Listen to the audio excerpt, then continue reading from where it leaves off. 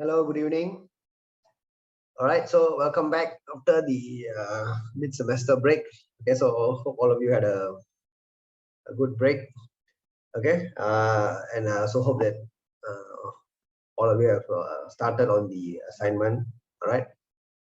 Yeah, so I think over the break, I received quite a few emails regarding the assignment, and I replied to all of you. Okay, so if there's any email that I missed out, okay, or anyone still has doubts, you can feel free to ask me later, okay, or you can email me again.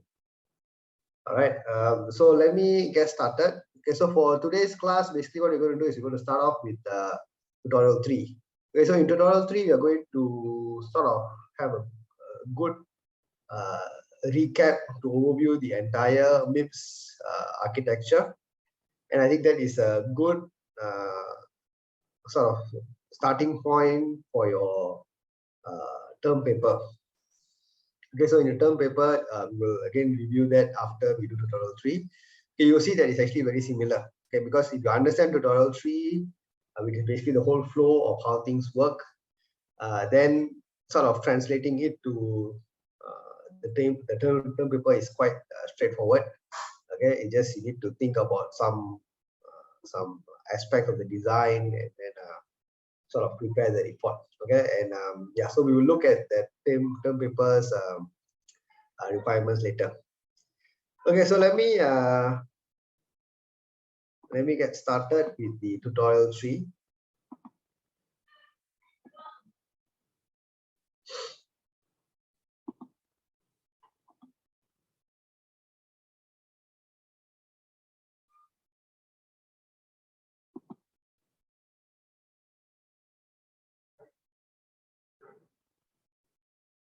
Okay, so in this tutorial, we are basically going to review, okay, and wrap up the whole MIPS processor portion of this module.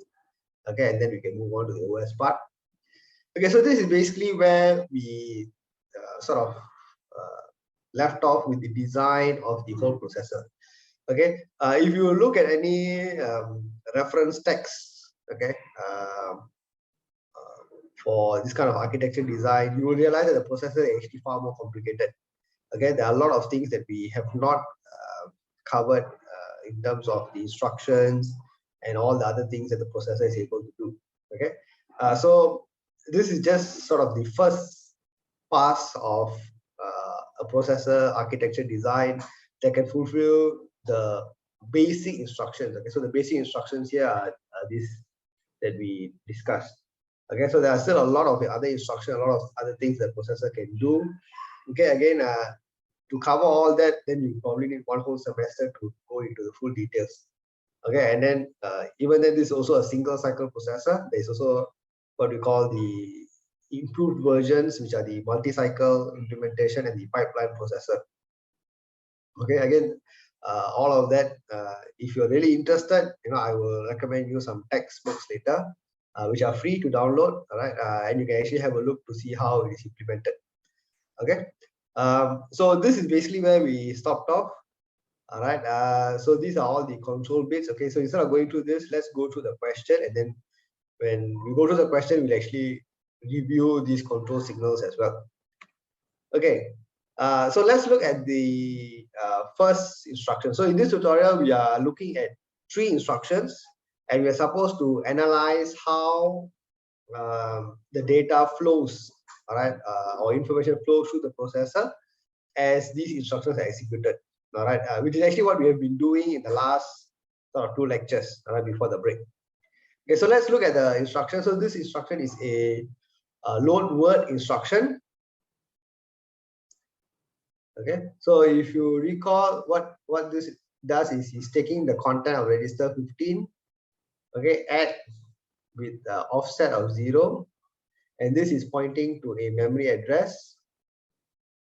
Okay, because this is a load word instruction, and I'm going to take the content and put it into register 24. Okay, so when you look at the instruction already, you must first be very clear on what you're trying to do. Okay, what you're trying to do. And of course, at the same time, you must also know the mapping of the information to the registers. All right, so this is your RS, this is your RT, okay, this is your immediate value. Okay, so once you know that mapping, you can again translate that to the 32-bit instruction. So every instruction is 32-bit. So when we translate that to the 32-bit instruction, okay, so this is what we get. Okay, so I will not go through some of the things. Okay, opcode, you can look back at your data sheet. Okay, and then from there you can know your opcode. Okay, so that I will not cover.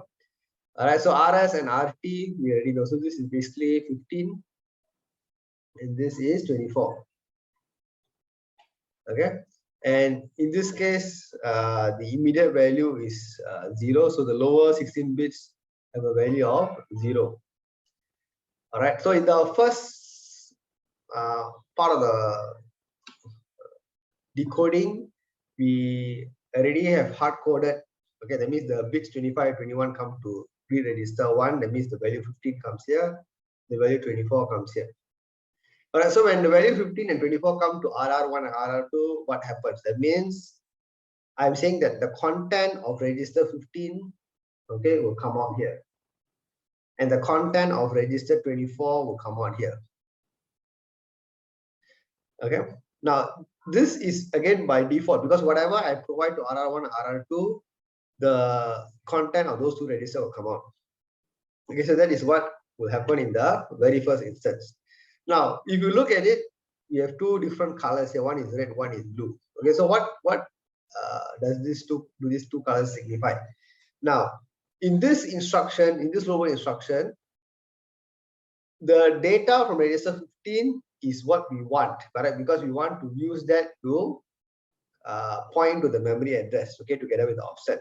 Okay, so the red, okay, red means the data is actually used. Okay, so it is covered up here. Okay, but basically what is written is red means the data is actually used. Blue means the data is not used. Okay, what do we mean by the data is not used? Okay, because in this instruction, okay, we are actually updating the content of register 24. Okay, the objective is the information from the memory will be updated to register 24. So in this case, I'm actually not interested in this. I'm not interested in reading this RD2 value. Okay, but still it is there because by default, this line is already hard coded.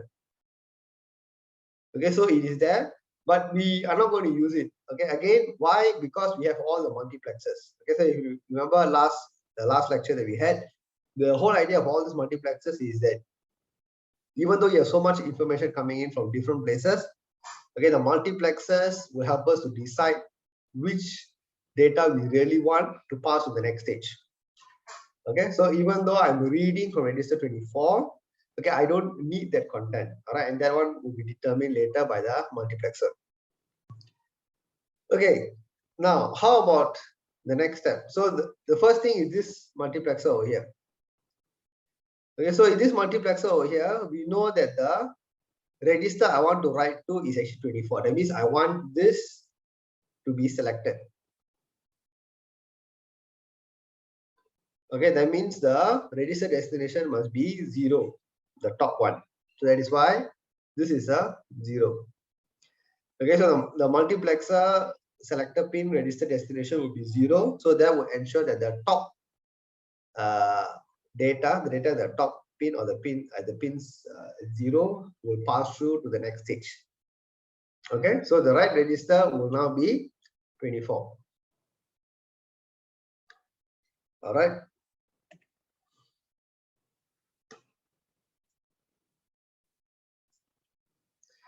Okay, so now the next thing, the ALU. So we know that the ALU has two inputs. The first input is always hard-coded to the RD1.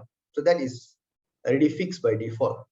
Okay, RD1 is always directly connected to operand 1 of the ALU block.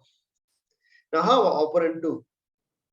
Now, in this case, operand 2, okay, what is it supposed to be? So it comes back to what we're trying to do here. We are trying to take the content of register 15 and add with immediate value 0. So the second operand should be the immediate value. Okay, so this immediate value is over here. All right, it gets signed, extended, and it comes here. So that means this is the data that I actually want to pass through as the operand 2. So the lower selector is 1, correct? So the operand 2 will be the immediate value, which is the 1 over here. Okay, so the ALU source, which is this selector here, will be a 1, and that 1 will ensure that the immediate value is the one that passes through as operand 2 for the ALU block. Okay, this register right is a 1. Okay, this register right is where is this pin over here. Okay, and this register right is 1 as long as you are executing an instruction that is going to update the register. So it could be an R-type instruction or it could be a load word instruction. Okay, so as long as the instruction is supposed to update any register, then the register right must be a 1. Okay, so that will bring us to the this two, operand 1 and operand 2. Okay, so at the end of this ALU operation, what will come out here? It will be this. That means the content of register 15 add with 0. Okay, so this is the address, okay, that or the information you provide to the address pass of the data memory, because that is the address or that's the data you want to access. All right, so now coming back to the instruction, this is a load word instruction. So load word instructions are supposed to do a memory read. Correct. Store word means you write to the memory. Load word means you read from the memory. So because of that, your memory read will be 1 and your memory write will be 0. Okay, so your memory read is 1, memory write is 0. Okay, now come to the next stage. So when I perform this memory read, that data will come out here. Alright, so this is the data that I want. Okay, that is the data coming out from the memory. Okay, at the same time, the ALU result is also mapped to the other input of the multiplexer. But we are not interested in that, because in this particular instruction, we are interested in the data coming out of the memory. So we want this to pass through. So the mem to register will be a 1. Okay. Now at the same time, you can see that this write data, that means when I want to do an update to the memory, is connected directly to the RD2. Okay, is connected directly to RD2. Now, does it matter that I have something connected to the write data pins?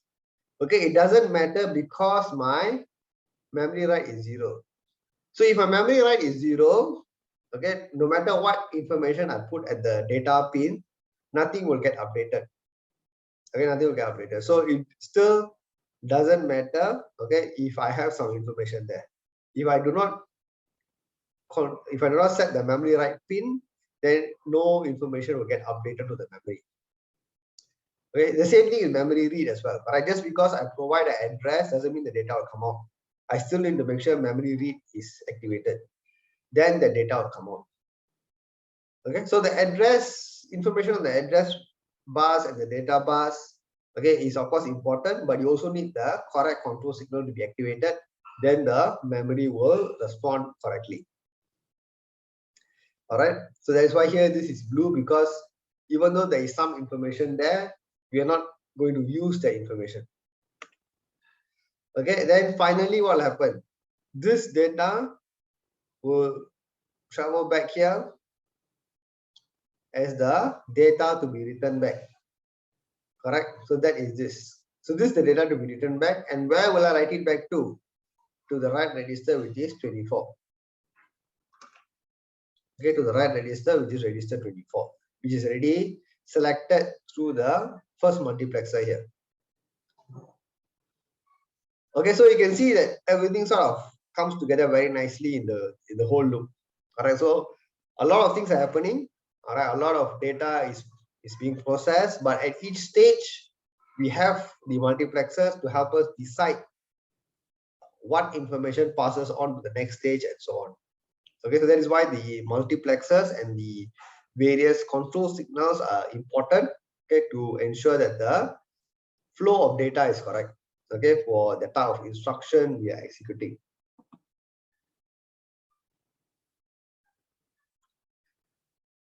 Okay, WD is basically the write data. Okay, so there's a question here to explain this again. So WD is write data. Write data is basically the data that you want to update to the register. So if you look at this instruction load word, the content from the memory is going to be updated to register 24. So that is a write register, okay, which is already selected. Okay, the moment I fetch the instruction and the multiplexer is set. Okay, so this is basically what you have, the write register. And the write data is the data coming from the memory, which is from here. Okay, so from the memory is coming back all the way to the write data pin. And since the register write is already set, so when the data comes back, I will be able to update the register correctly.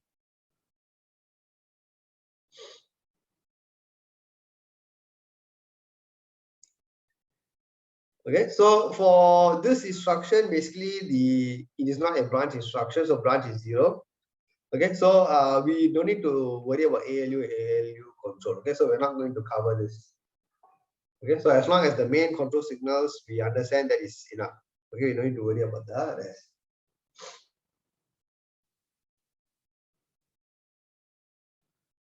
Okay, and by default, the PC will always increment to PC plus 4. Okay, so as long as it is not a branch instruction or a jump instruction, the PC will always increment by 4 to the next instruction. Okay, so that is basically the load word instruction. Okay, and how it is sort of executed, okay, step by step by the processor. Okay, let's go on to the next instruction. So the next instruction is a branch instruction. Okay, so in this branch instruction, okay, let's look at it. So the first step is mapping the register. So this is RS, RT, and this is the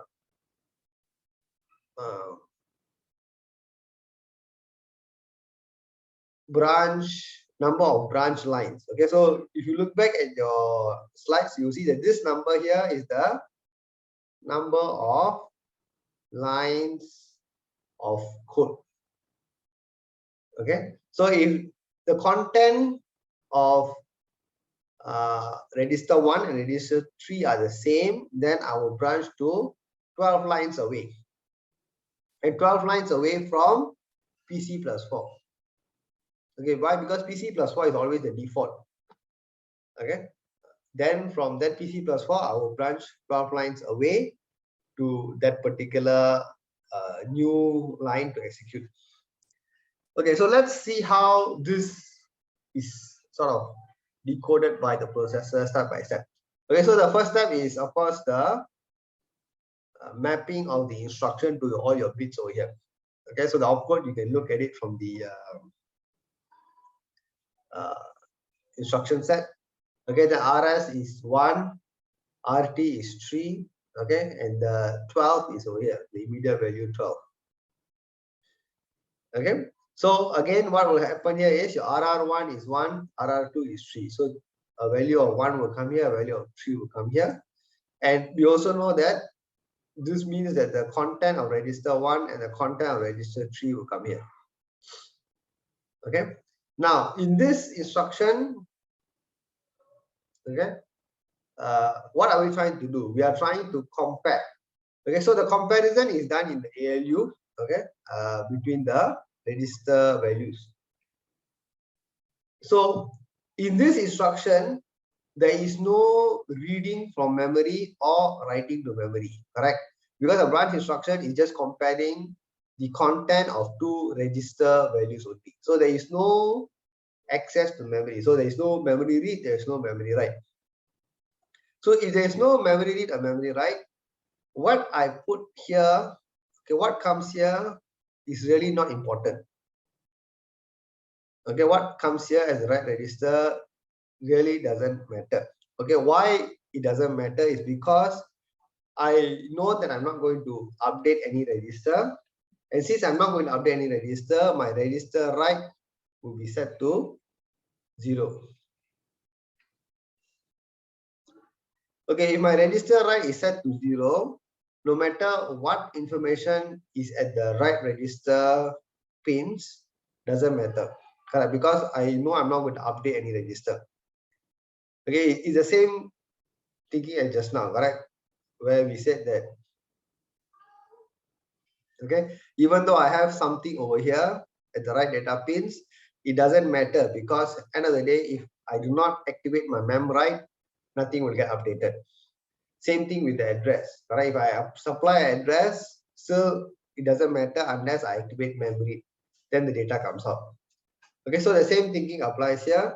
So even though I have my right register pins connected to this output of the multiplexer, okay, and I have some write data as well connected here, but if my register write is already 0, okay, then it really doesn't matter. Okay, so nothing will get updated to the register. So that is why the register destination is written as X. Okay, that means it really doesn't matter. It can be 0, it can be 1, it makes no difference. Okay. Of course, why do we put an X? Okay, so I'm not sure whether you understand the concept of X. Okay, if you've done some digital logic or Boolean algebra, you probably are familiar with that concept of X. Okay, so in digital logic, when we say X, it means the don't care.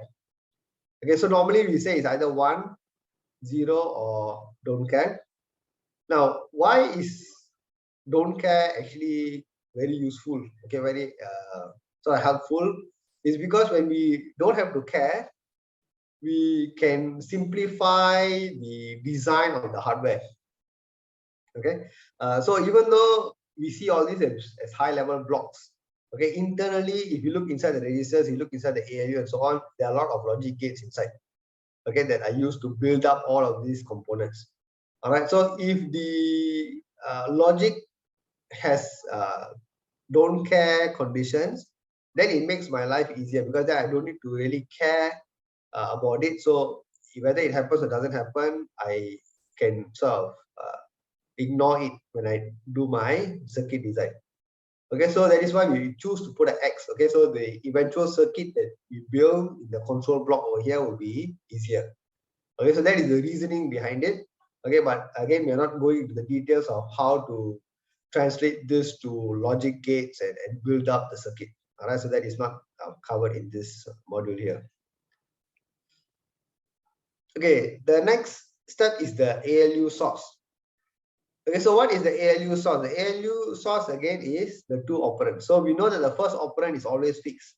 The first operand is always from the RD1. The second operand again is coming from the multiplexer. So there are 2 possible inputs, correct? One is the RD2 and the other is the sign extended immediate value. Okay, and in this case, we know that we want, okay, so in this case, what do we want? Okay, we need to compare the values between register 1 and register 3. Correct. So what I want here is I want the register 3 content to go through here to be compared with the register 1 content in the ALU. Okay, so that is the objective of this branch of if equal instruction. So because of that, okay, the ALU source has to be 0. So the top line goes through. Okay, so this BEQ, how do I know if it's equal? Basically, what the ALU will do is it will do a subtraction. Okay, so it will basically do a subtraction to say that the content of register 1 subtract the content of register 3, because if they are the same, it's equal to 0. Okay, so that is why we have a is 0. So this is 0 will be 1 if the subtract value is 0. That means they are both the same. Okay, they are both the same. Okay, so this checking or this operation is actually done in the ALU. So the ALU needs to have both this register contents, register 1 and register 3. All right. Now, As we said just now, this does not involve any memory. So memory read and memory write is 0. So when memory read and memory write are both 0, I really don't have to care what comes here. I really don't have to care what comes here. There will be something that comes here. Okay, address and write data, but I don't need to care about it. All right, because there will always be, because the mem write and mem read is 0, so nothing is going to happen. Okay. And in this instruction, so it is a branch instruction, so branch is going to be 1. Okay, so a branch is going to be 1, so this 1 will come here and is connected to the 1 input of the AND gate. All right, and the other input of the AND gate is connected to the output of the ALU over here.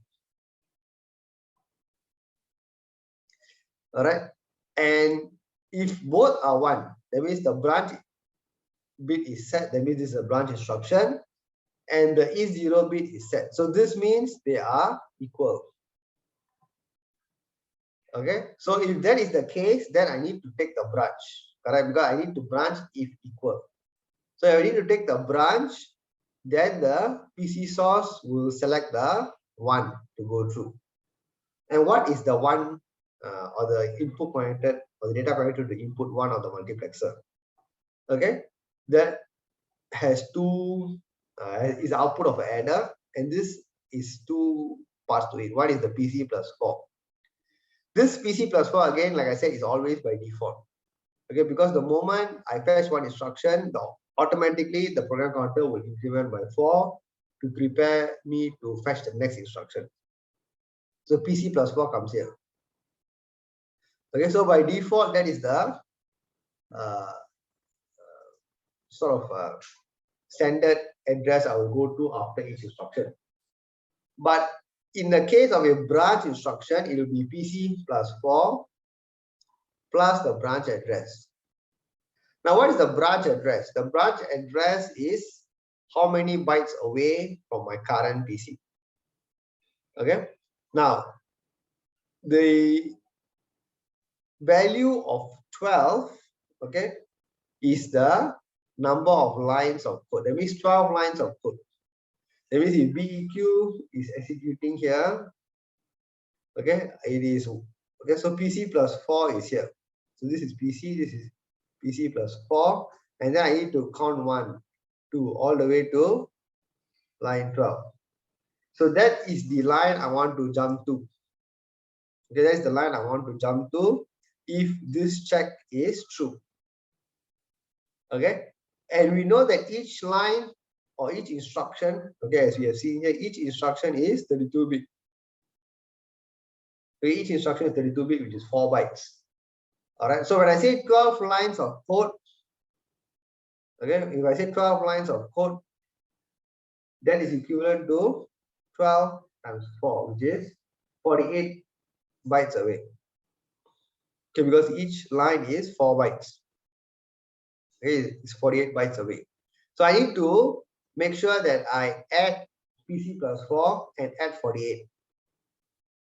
How can 12, okay, so this 12 that is coming here,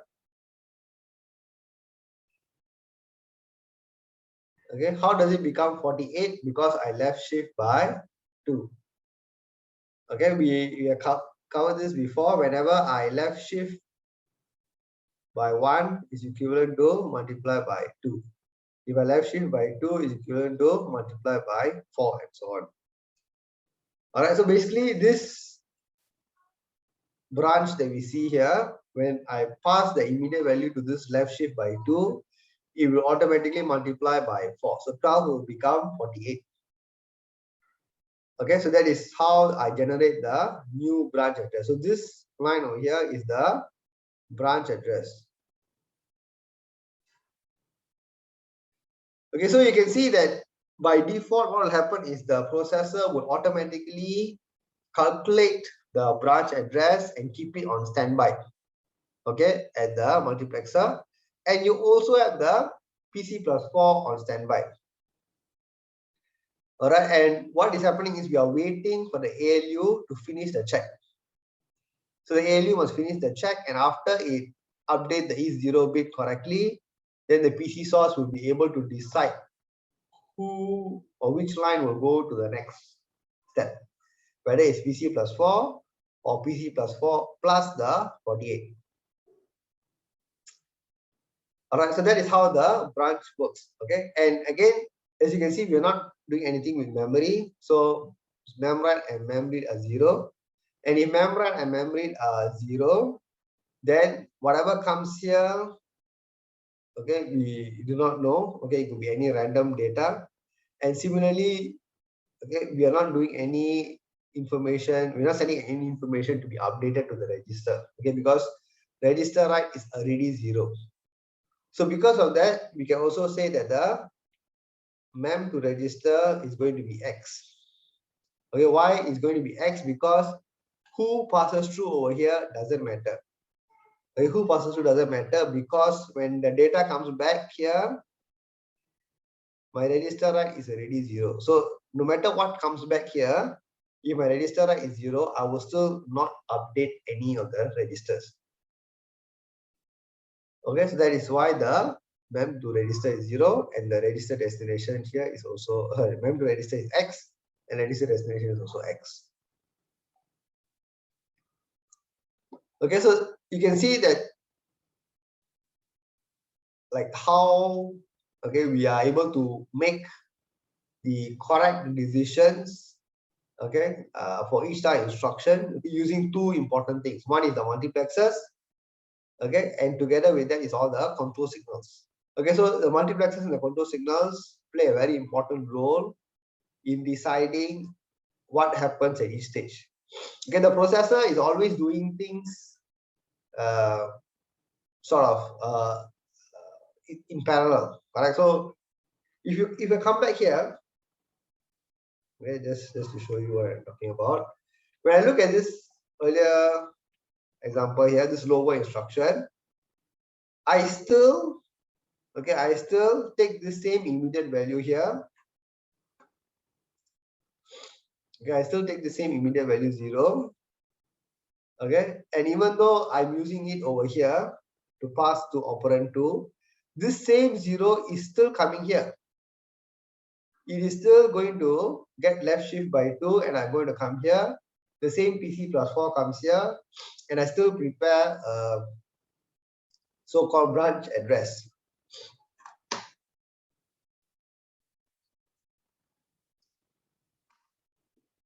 Give me a minute now.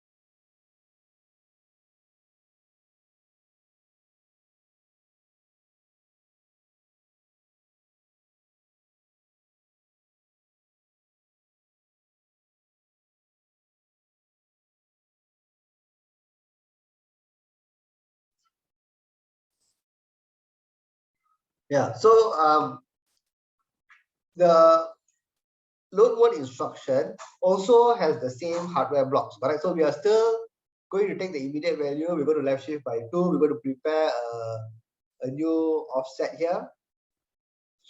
Okay, and we're going to prepare a new branch address. Okay, even though it is not a branch instruction. Okay, why? Because all of this is sort of connected by default through the hardware. Okay, so even though it is not a branch instruction, it is already connected by hardware, which means it will just go through processing the information and preparing the output for us. It is just that since it is not a branch instruction, the branch is 0, so this will never be taken. Okay, we will always take the PC plus 4 for a load word instruction. Okay, so in the processor, a lot of things are happening in parallel. Okay, in parallel, even though it doesn't need to happen for that particular instruction. It will still happen because it is already hardwired. Okay, and then what we do is we make the decisions later on. Okay, so of course you may think, okay, why can't I decide to do certain things later on? Okay, so if I choose to delay some of this, correct, that means I say, okay, I don't need to do left shift by 2 and add, why don't I just wait? Okay, so we will actually look at this in a while later. Okay, when we analyze the timing, why this actually doesn't impact the performance at all. Okay, why it doesn't impact the performance? Okay, we will look at that later in the next question. All right, when we talk about the timing. Okay, and then you will see that why we actually are okay with this. Okay, and it doesn't really affect us. Okay, so that is basically the second question.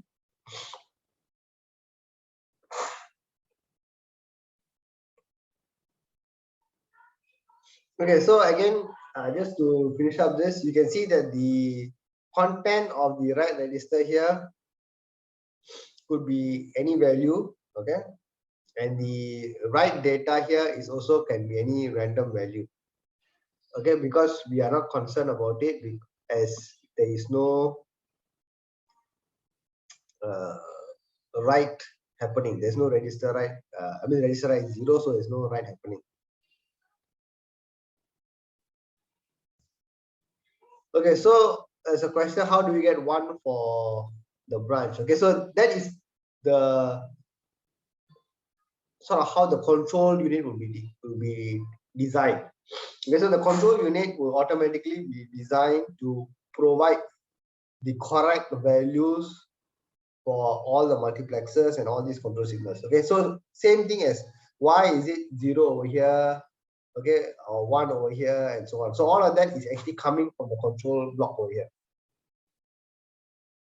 Okay, so the control block, the moment it knows what is the instruction, okay, because when you reach the opcode, you'll automatically be able to make sense of what we're trying to do and immediately activate the various multiplexers and control signals correctly. Okay, so that is why we have all these X and zeros and everything for the various control signals to make sure that if it is a load word instruction, this is how the data should flow. If it's a branch instruction, this is how the data should flow, and so on.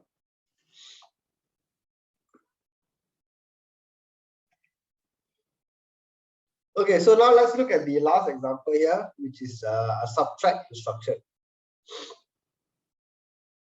Okay, this is an R-type instruction. So in this example,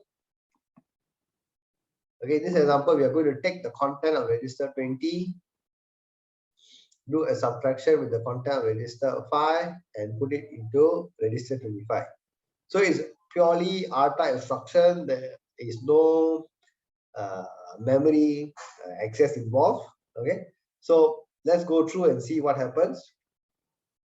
So we know that once you translate the instruction here, what you'll get is you'll get 20 here, you'll get 5 here, and you'll get 25 over here. All right, so that automatically comes here 25, okay, and 25. Okay, and what comes here we know is the content of register 20. Okay, and what comes here is the content of register 5. Okay, so that part we are quite clear. So the register destination in this case is 1. Okay, why is 1? Because the register we want to write back to is register 25. So that is over here. Okay, and we want this to go through. Okay, so the register destination multiplexer here will be a 1. So the data at the pin 1 will go through to be the right register. Okay, now for the ALU operation, okay, we know that both the contents will be register 20, okay, which is RD1, and the content of register RD2. Okay, so we want this to go through. So the ALU source will be 0. Okay, now since we know that we are going to update a register at the end of the instruction, the register write has to be a 1. Okay, so whenever the instruction is going to update a register, okay, at the end of the instruction, then the register write has to be a 1. Okay, so the two operands that go into the ALU are 20 and 5. Okay, so again the same thing. So in this instruction, the lower 16 bits don't make sense as a immediate value, right? Because we are not looking at the lower 16 bits as an immediate value. The lower 16 bits already is broken up as the RD, shift amount, and function field. Okay, but since it is already hard coded, I will still take the lower 16 bits. I will still prepare it over here, and I will still go ahead to do a sign extension. I mean, left shift by 2 and prepare something here. So all of this, of course, doesn't make sense in this particular instruction, but it will still happen anyway. Okay, it will still happen anyway, but we won't make use of it because the branch will be 0. So I will always take the PC plus 4.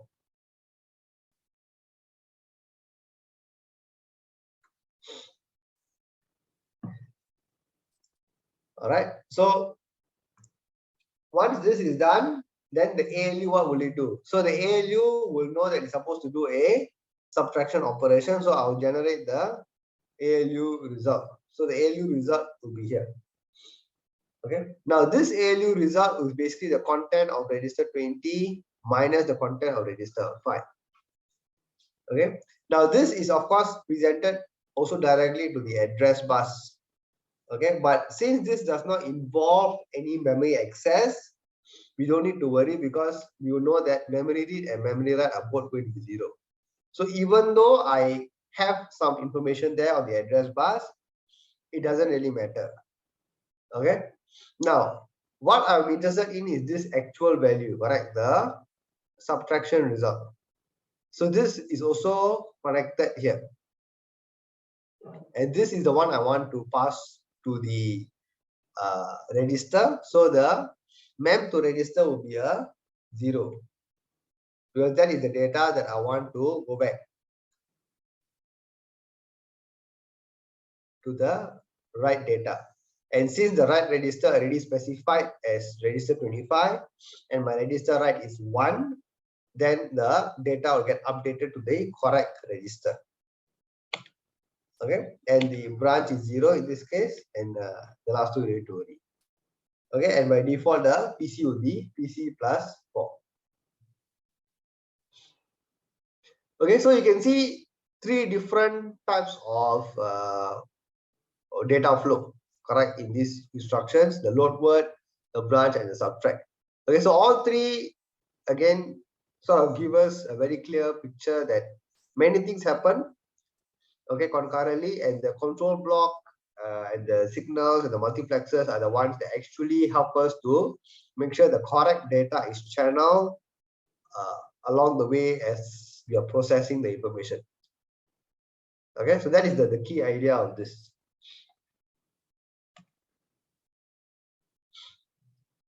Okay, so just give me a minute here.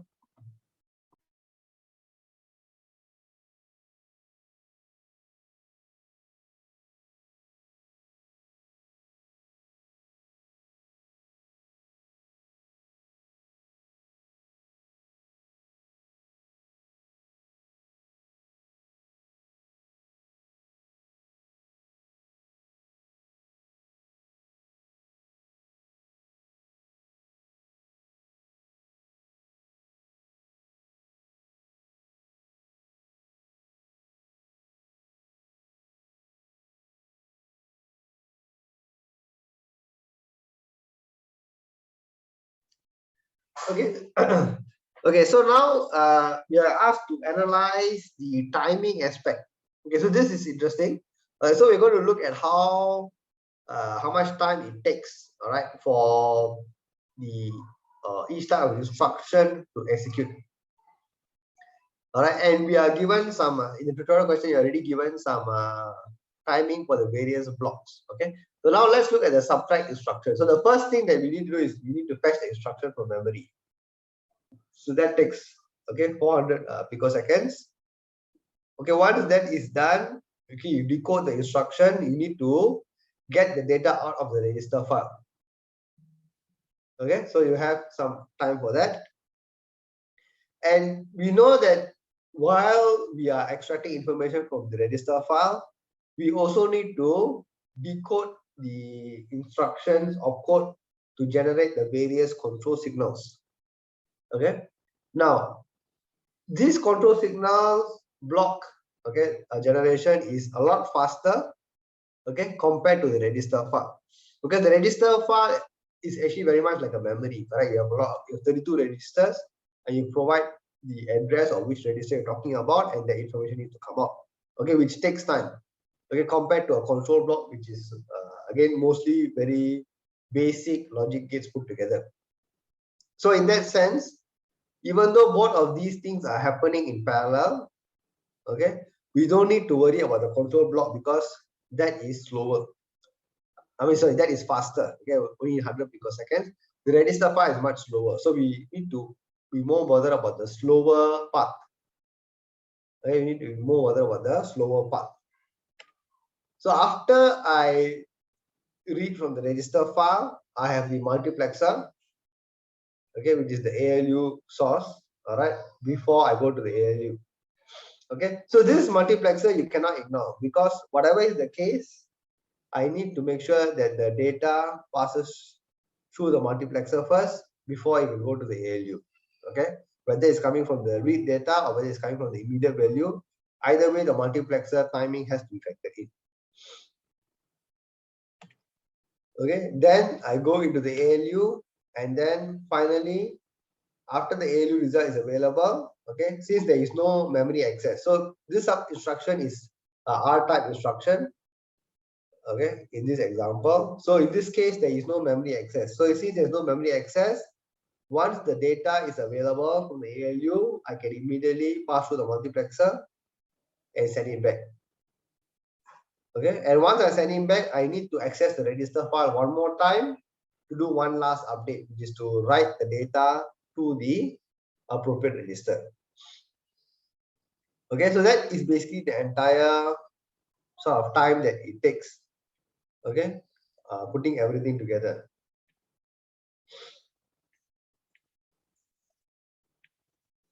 Okay, 980 picoseconds. All right, so you can see that, okay, the pathways. Okay, so later I'll talk about the other parallel pathways. Okay, now let's look at the load word instruction. Now the load word instruction, again, the first part is always the same. You always, for every instruction, you need to read from the instruction memory. That is the first step. After I read from that instruction memory, I need to have a reading from the register file, and at the same time the control block is activated at the same time. Okay, the control block is always much faster than the register file, so we can ignore that. Okay, it's not on the critical part. Okay, now the next step is the ALU. Okay, so in the ALU pathway, okay, you can see that the next phase, okay, after the register file, you have the read data, and then you have the data from the RD2 and the immediate value. Okay, and in this case, the ALU source will select the immediate value to pass through. So now, why is it in this particular instruction we did not factor in the multiplexer timing over here? Okay, whereas over here we said that we need to factor in this. Okay, why? Because in this instruction, the data we want is coming out of the RD2. Correct. So, and RD1 and RD2 come out at the same time. Okay, RD1 and RD2 come out at the same time. So RD1 will reach here first. Okay, but RD2 still has to go through the multiplexer before it can come to the ALU. So the multiplexer timing has to be factored in before the data is available at the ALU. Okay, but when I look at the load word instruction, this pathway is very fast compared to the register file access and so on. Okay, because this is basically hard-coded. Okay, once I take the 16-bit value, I will immediately go through a hardware block to sign extend, and then I can immediately pass it to the multiplexer. So I don't need to wait for RD2 in this case. Okay, the moment the instruction comes in, I can very quickly prepare the data and pass it over to the ALU. Okay, so this pathway over here is happening in parallel. Okay, while the register file is being updated. Okay, while the register file is being updated. Okay, so that is why you don't need to worry about this particular timing over here. All right. So after I compute the RD1 value with the immediate value, I get a address.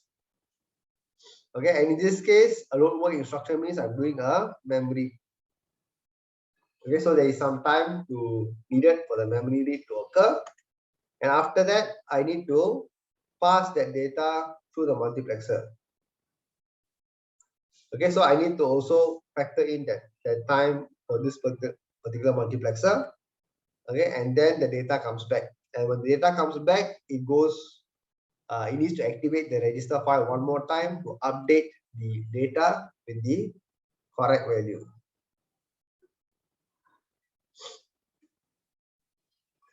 All right, so you can see, okay, that in some cases, again, depending on how the data flows, we factor in some timings of certain multiplexers. In some cases, we can ignore. All right, like how in the earlier instruction, we don't factor in. Okay, in this, we don't factor in any memory timing. We don't factor in the mem to we factor in mem to register, but we don't factor in the memory timing. All right, because there is no memory access here. Okay, whereas in the lower instruction, there is memory access involved, so you need to factor in the memory access timing, and after that, the mem to register. Okay, so this is the total time. As you can see, the load word always takes the longest time. Okay, because it is the one instruction where you need to utilize all the blocks. Okay, and you have two register file access. The first access to take the data, and the last access to update the data. Okay, and at the same time, you also have memory access. Okay, so the load word is one of the instructions that will take the longest. Okay, so in this last instruction here, BEQ, okay, what is happening? So we have the instruction memory, again, passing through the register file, the control unit, everything. At the same time, we have the multiplexer, okay, for the ALU source. Okay, so for the BEQ instruction, if you recall, is something like, okay, 1, 3, and 12. Okay, that means I still need to access two register values. Okay, that means when RD1 and RD2 comes out, RD1 will go first. Okay, but RD2 still needs to pass through the multiplexer, so I need to factor in that time. Okay, after that, I have the ALU, and after the ALU is just one more gate over here to make the decision whether to branch or not to branch. Okay, and that decision, once it is made, it will finally decide which one will pass through, whether it's the PC plus 4, okay, or PC plus 4 plus offset. All right, so the last multiplexer, we also need to factor in the timing. All right, now, so you can see there are two other pathways that are also happening at the same time. Okay, while all of this is happening, okay, two other things are happening. This PC plus 4, okay, with the going to the adder, and at the same time the 16-bit coming here with the left shift, all of this is happening. Okay, how come we never factor in all of this timing? All right, so again, it comes back to how hardware behaves. All right, these kind of operations, which are side extend, left shift, and adder blocks and so on, are much more efficient and execute a lot faster compared to things like your register file and your ALU and so on. Okay, so because of that, we can very confidently say that all of these blocks, the purple pathway and the green pathway, will execute a lot faster and will have the data ready way ahead of time compared to by the time the ALU finishes the generating the signal.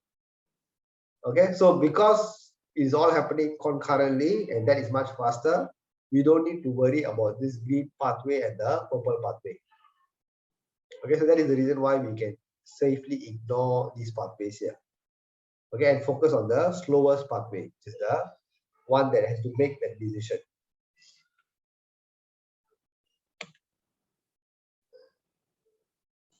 Okay, so that sort of gives you a whole overview of everything. Okay, so with this, you sort of have a clear idea of how everything comes together, all right, and how we can sort of analyze the whole signal. All right, so coming back to the idea of efficiency, how fast can you run your processor? Correct. I mean, every processor, if you look at it, they'll always give you some clock frequency. Okay, that okay, this processor can run at 800 megahertz or 1.2 gigahertz and so on. Okay, so how do we determine this number? This number is always determined by the slowest instruction. Okay, so whichever is the slowest instruction will determine the sort of the fastest clock rate you have, because you cannot clock it any faster than this. Okay, because if you clock it any faster than this, then that particular instruction will not execute. Okay, so if my load word instruction is the slowest instruction, that means when my clock comes in, I need to make sure that I have at least 1300 picosecond before the next clock edge comes in. All right, because within 1300 picoseconds, this instruction will execute and complete. If I try to clock it faster, then what happens? That means before I finish the instruction, the next instruction already come in. Okay, then everything will go haywire.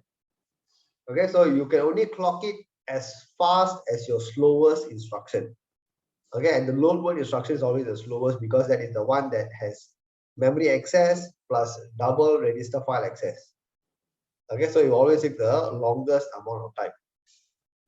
Okay, so that gives you an idea that, all right, if I keep my processor as it is, that means I have an instruction, okay, and the moment I fetch the instruction, I have to wait until everything finished before the next instruction is fetched. I'm going to have a very slow processor, correct? Okay, so definitely this is a very primitive architecture, and like I mentioned, the efficiency comes in when you move to something of architecture that is much more advanced, like the multi-cycle or the pipeline. Okay, so the multi-cycle and the pipeline, basically what they do is they allow you to clock it at a much higher rate. All right, that is where you can achieve the kind of frequency that we are seeing now. Okay, if we were still a single cycle processor, then we would still be running it at very slow speeds. Okay, so that gives you again a good sort of overview of this. So let me just before we go for a break, let me just go back to our assigned term paper. All right, so you sort of relate it back to that and understand how to approach it.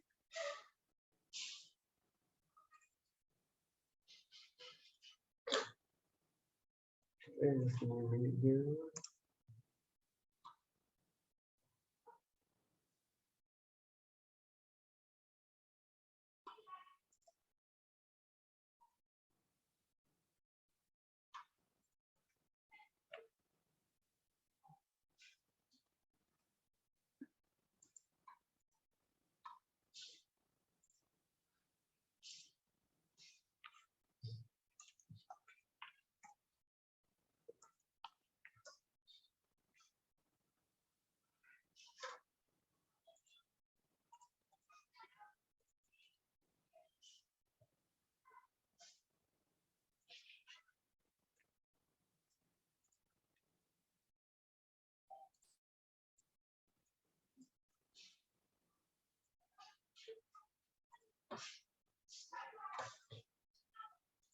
Okay, so the term paper, again, basically what you're supposed to do is you're supposed to come up with the same single cycle processor design. Okay, and what is the difference? Okay, the only difference between what the paper is asking you to do and what you have studied so far is this. Because this is the only thing that is different. Okay, and of course this is quite significant because then it changes a lot of other things as well. Okay, so when we say a processor has an 18-bit wide instruction, what does it mean? That means when I fetch my instruction here, it is no longer 32-bit. Okay, it's only 18 bits. It's only 18 bits. That means it is 17 down to 0. Okay, so now that I have only 18 bits, okay, then of course a lot of things change. All right, because if I have only 18 bits, then you need to make a lot of decisions. Okay, so what are the decisions? So firstly, how many bits for output? Okay, and then after that, how many bits for register? Now, if I say, for example, just give you an example. If I say that I want 2 bits for register, okay, so if I have only 2 bits for register, then I can only have 4 registers. Correct? Because the number of bits, okay, will determine how many registers I can access. So in this case, in the original MIPS design, I got 5 bits. So 2 to the power of 5 is 32. So I can access 32 different registers here. Okay, so if I have only 2 bits, then I have only 4 registers. If I have 3 bits, then I have 8 registers. Okay, so again, that is something that you must decide. Okay, then what other things that you want in your space? Okay, so in this 18 bits, how are you going to use this 18 bits? All right. So of course, when you make these changes, then some of these other things along the way will change. Now, the other thing is, of course, that you need to also think about is how your instruction set or what kind of instruction set you will support. Okay, so that is where the code comes in. Okay, so you may not be able to support the full range of instruction that you have in MIPS. Okay, or you need to make some tweaks to it. That is where you need to talk about how you will be able to support these type of instructions, R type, I type, including branch, what type of instructions you will support. Okay, how many registers you will have, and then the full design. Okay, so this full design is actually the same design that we have, only thing you need to tweak the numbers accordingly. All right, then of course with that you have your own sort of instructions, and then from the instructions you just write a code that will do this. That means assuming the n is a value of 5 in some register, you must write some code that will be able to compute the square of that. Okay, this is again similar to MIPS assembly language code. Only thing is, instead of using MIPS assembly language code, you're going to write based on the instructions that you have designed for your processor. Okay, so that is the only difference. Okay, instead of using MIPS assembly language, you will use based on the instructions that you have designed over here.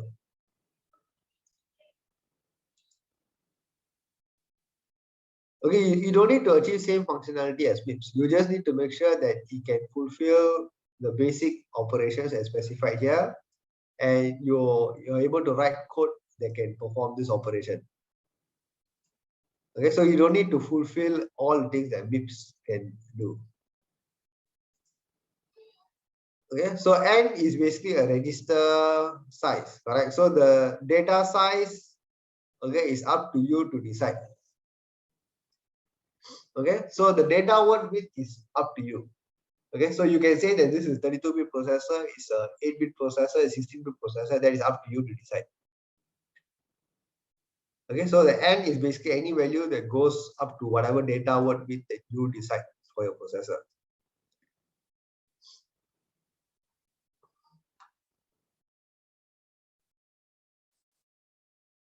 Okay, so as long as you sort of understand the whole tutorial 3 that we just covered and how the whole flow is, okay, you just take that whole idea and you just tweak it, okay, and then you will find that this is actually not so difficult. Okay, you just of course need to make the decisions according to how you're going to design it, and then put it up in the report, okay, and then write the code for that. Okay, and again, just to make sure you don't spend too much time on it, I already give you a limitation that maximum is only 5 pages.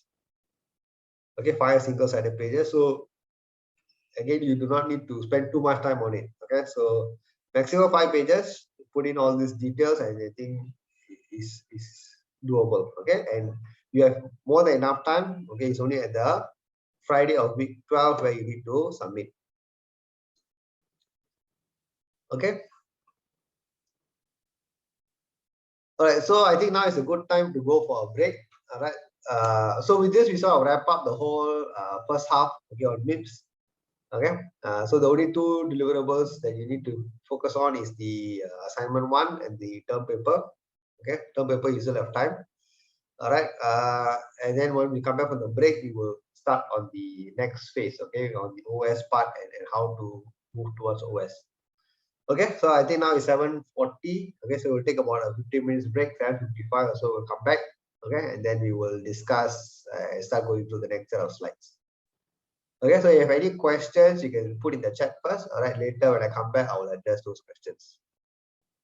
Okay, so I'll see you all back here in a while. Okay, so let's move on to the next half, okay, of the module. All right, I think generally most students feel more comfortable in this second half because it is your familiar territory, standard sort of high level C programming and so on. Okay, so most students definitely would prefer this compared to the first half. Okay, so I hope you will also enjoy it. Okay, so for this second half, we are going to be learning about operating systems concepts. All right, and I've actually uploaded the document on assignment 2. All right, you don't need to worry about assignment 2 first. Okay, but please look through the document to install the necessary Visual Studio 2017 as well as the download the OS kernel. All right. So next week I will probably do a demo on that and how it's supposed to work. Okay. But basically, the whole idea is to make sure that the environment is set up correctly. All right, then it's easier for you to practice and learn how to develop the OS related code. Okay. So before we go to that part of it, okay, what I would want to the first two set of slides over here is to bring us up towards the direction of OS and to understand the motivation behind it. Okay, and yeah, when we look at this, then you sort of have a better idea of why we want OS in the system. Okay, so in this first set of slides, all right, okay, so all the slides are already uploaded, okay, in Luminous, so you can download them. Okay, we're going to be talking about this thing called interrupts and DMA. Okay, so this concept of interrupts and DMA is not generally familiar with most sort of pure CS students. Okay, but I still think it's an important concept. Okay, that you must understand because it's part of how a computing platform works. Okay, so we need to understand what are interrupts, what are DMA, and why these are also important factors to consider when you're designing a system. All right. Okay, so before we go into interrupts, let's look at some traditional way of doing things. Okay, so don't worry about some of the data or the timing, all these things. We just look at the concept.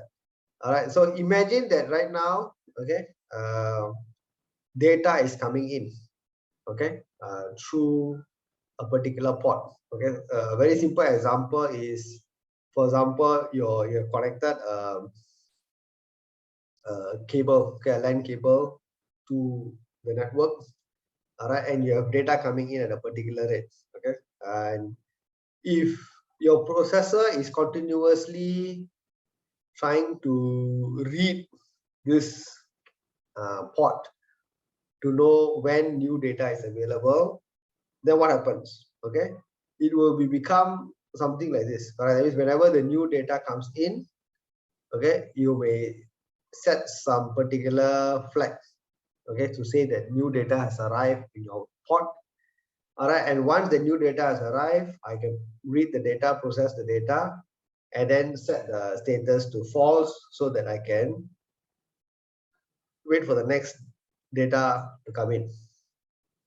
All right, now, even though this works, okay, even though this works, what is the biggest drawback? The biggest drawback is this, that you are forever going to be only doing this in your code, right? That means in your code, you're forever just going to be continuously checking, okay, for this particular event to occur. All right, and when the event occurs, then I quickly go and process it.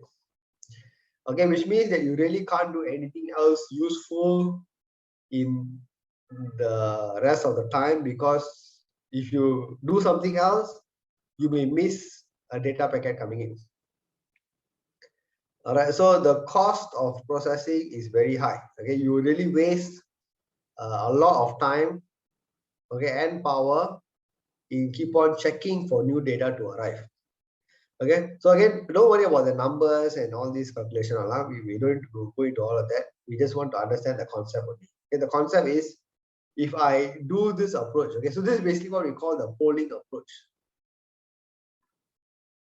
Okay, it's just like how we don't keep checking the phone to see if somebody has called us. Correct? When somebody is going to call, or a call is coming through, it will vibrate or it will send a tone, and then you will know. Correct? If every few seconds I keep looking at my phone to see if somebody has called, then I will be wasting a lot of time. Alright, so it's a similar concept. Alright, so this concept of polling is really very inefficient, because then you end up not being able to do anything else. Okay, so what is the alternative? Okay, the alternative is what we call interrupt driven systems. Okay, or in this case, IO. Now, what are interrupts? Okay, so the whole idea of interrupts is it allows a system to request for specific resources or activities or actions as and when it is needed. Okay, and a very simple example, okay, which we are all familiar with, is basically the mouse and keyboard. Okay, so the mouse and keyboard that we use in our computers, okay, the Windows or the Mac OS, whatever you're using, does not continuously keep trying to scan the keyboard or scan the mouse to detect if there's any movement or any activity. Okay, it's very busy, correct? Our computers are very busy doing a lot of things. Okay, but the moment you move your mouse or click on it or type a character or whatever, you are actually sending, okay, we're actually sending what we call an interrupt to the controller, okay, or the processor, and telling it that I need some attention now. Okay, so as and when these events happen, you are able to request for CPU attention and get it done. Okay, whatever it is you're trying to do. Okay, so that is one very sort of easy way to relate to how interrupts are useful. Okay, if your processor was always busy trying to check for keyboard and mouse input, then you will be wasting a lot of time and energy, you know, scanning the system.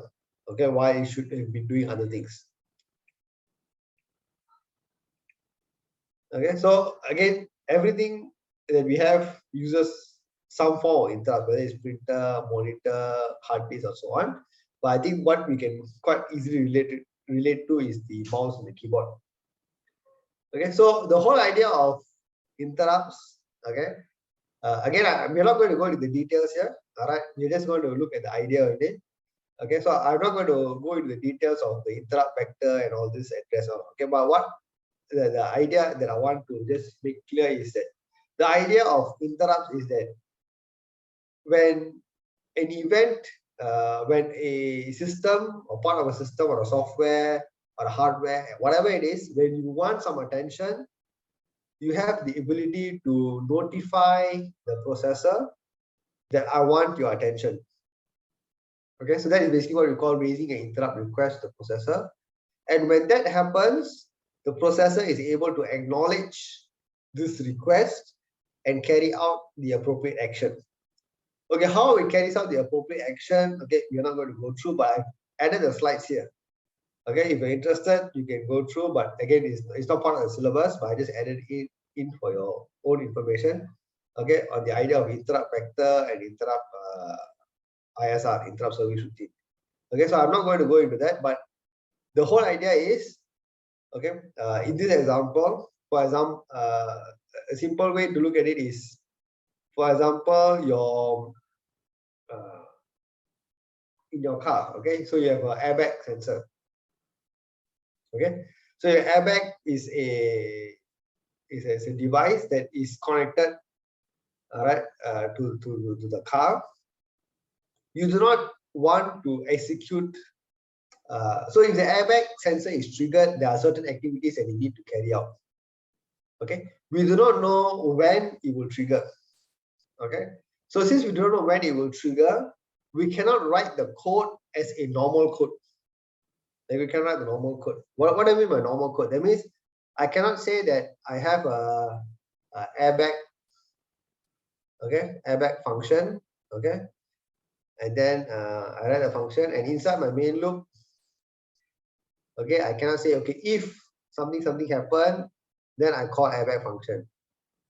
No, you cannot do this. Okay, why we cannot do this? Because we do not know when this will happen. Okay, if I write an if check, okay, and then I try to do this, what happens if the airbag is sensor triggered just after the if check? And then it takes a long time before I can go back and do another check. So by the time it is too late. Okay, too late, something bad could happen. All right, so we cannot rely on some check, okay, in the software to trigger this function. All right, so this function, this airbag sensor function, has to execute the moment we know that the trigger has happened. Okay, so that is how this whole interrupt concept comes in. Okay, so in the interrupt concept, we call these kind of functions ISR, interrupt service routine. Okay, so this type of code, which is called interrupt service routine, you will only see it if you do programming for sort of microcontrollers. Okay, at a very high level, okay, let's say you just run it on your computers or your laptops and things like that, you might not be so familiar with this concept of interrupt. Okay, but if in a lower level, okay, that means embedded devices, microcontroller based devices, this concept of interrupt service routine is very important because it allows the system to capture an event that can suddenly happen. You do not know when it will happen, but the moment it happens, you are able to very quickly react to it. And how are we able to quickly react to it? Because of this concept of interrupt service routine. That means the code that I've written, okay, this ISR that I've written will be there, okay, but you will only execute this code if the event happens, and the microcontroller has to be, of course, configured correctly to sort of capture the event and relate it to the appropriate service routine. Okay, so that part of the configuration again is a bit low level. We're not going to go into that. Okay, and all this interrupt handling, we're not going to go into that. Okay, but I think the key concept that I just want to highlight here is that in a typical approach, what happens is you call a function to do something, you call another function to do something, you have if-else statements and so on. Okay, but in the interrupt based system, what happens is an interrupt is something that stands by itself. Okay, so you do not know when it will happen, but when the event is triggered. Okay, so I always say event because the interrupt is not like a normal function call. You don't decide to call the interrupt. No, the interrupt happens because some event happened. The airbag sensor triggered. Okay, the button was pressed. Okay, some other sensor was activated. So some event has to trigger, then the appropriate action can be taken. Okay, so the code to handle it is written. All right, then you need to do some other configuration to make sure that if this event happens, this particular code is executed, and then everything else will just be handled by the processor. Okay, so that is basically the idea. And of course, in a complex system, you can have many different interrupts. Okay, many different interrupts. Okay, just like in a system over here, you can have a keyboard interrupt, you can have a mouse interrupt, you can have a internet cable line interrupt, and so on. Okay, so you can have multiple interrupts, and you also have the concept of priority. That means what is more important. Okay, so again, if you look at it in a automotive example, you can say the airbag sensor is, of course, something that should be one of the most highest priority interrupt, because if an airbag sensor is triggered, that means something bad is about to happen. Okay, so you really want to make sure that you are able to react as quickly as possible to minimize any damage. Okay, yeah, so again, okay, I'll not go into all of this, so you can also safely ignore. Okay, it's just to give you the idea of how interrupts work. Okay, as long as you understand the concept behind it, then I think that is good enough. Okay, so the next alternative, okay, for a processor to deal with some peripherals and subsystems is what we call the DMA. Okay, and DMA basically stands for direct memory access.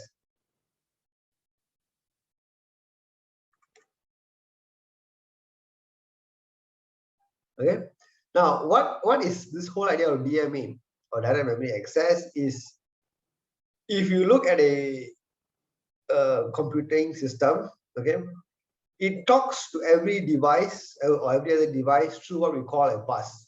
Okay, but it's not a single bus. The bus has three parts to it. Usually is what we call the address bus, okay, the data bus, and the control bus.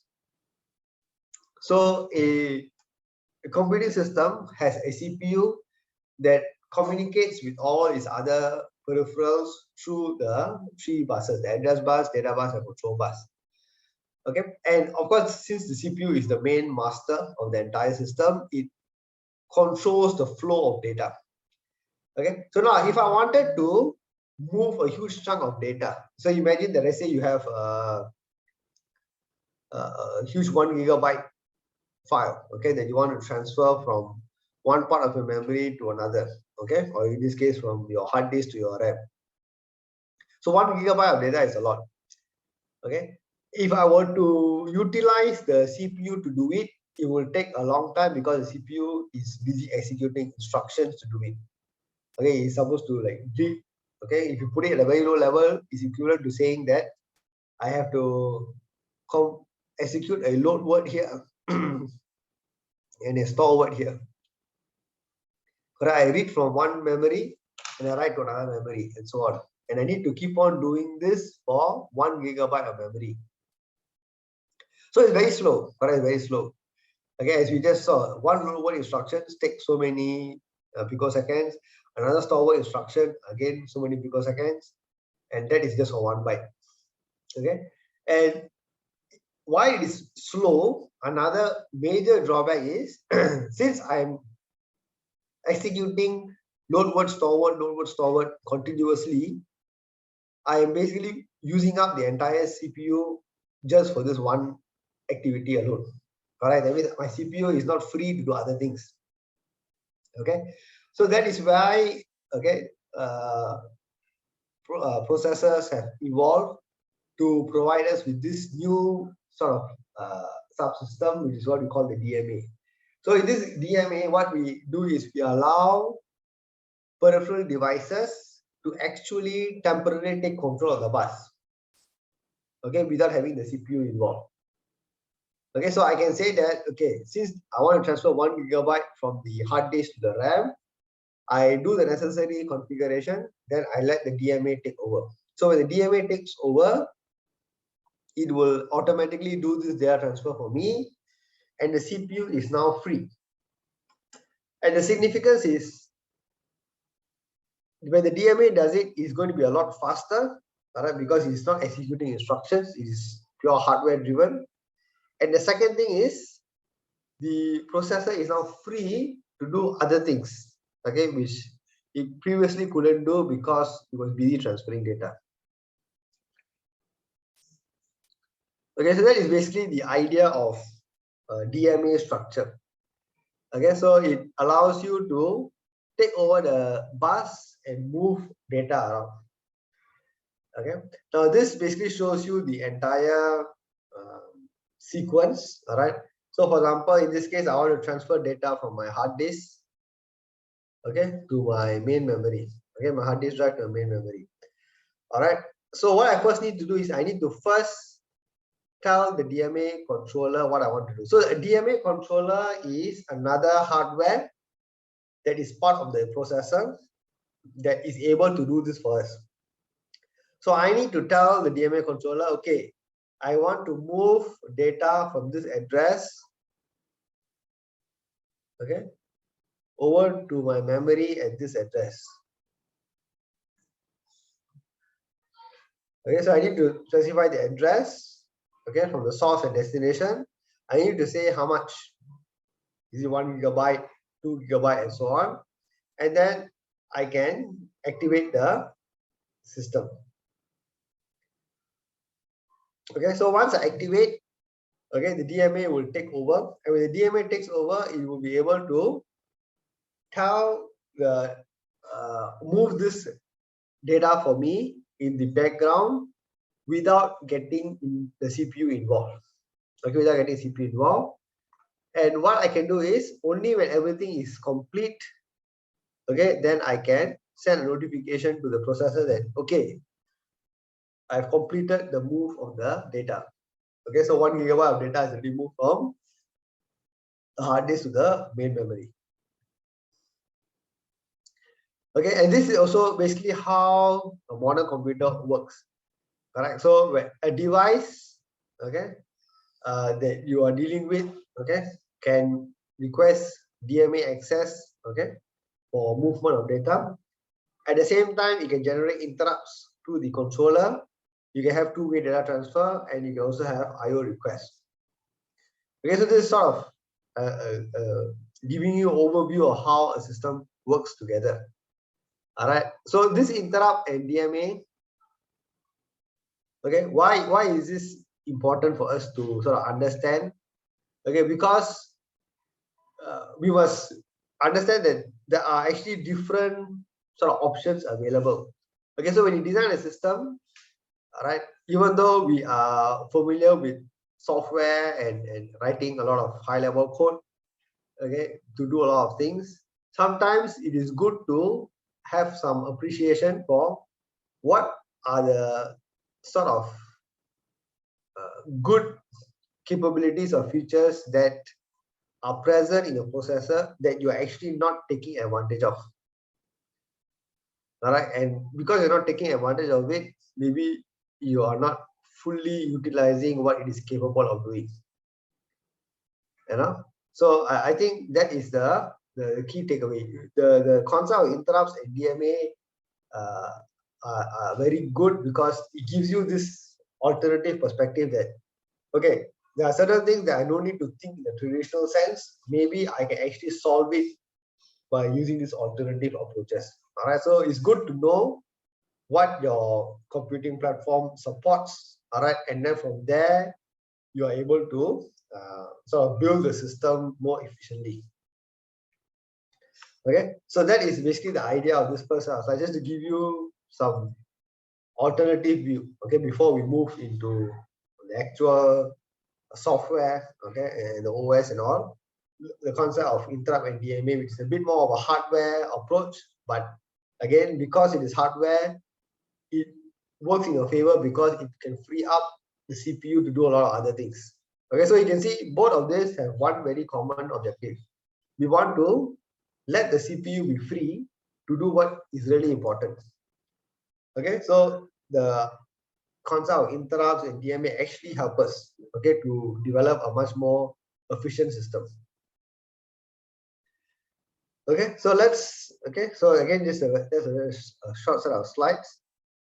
Okay, so let me move on to this next set of slides, okay, which is to again look at how we can design real-time software architectures.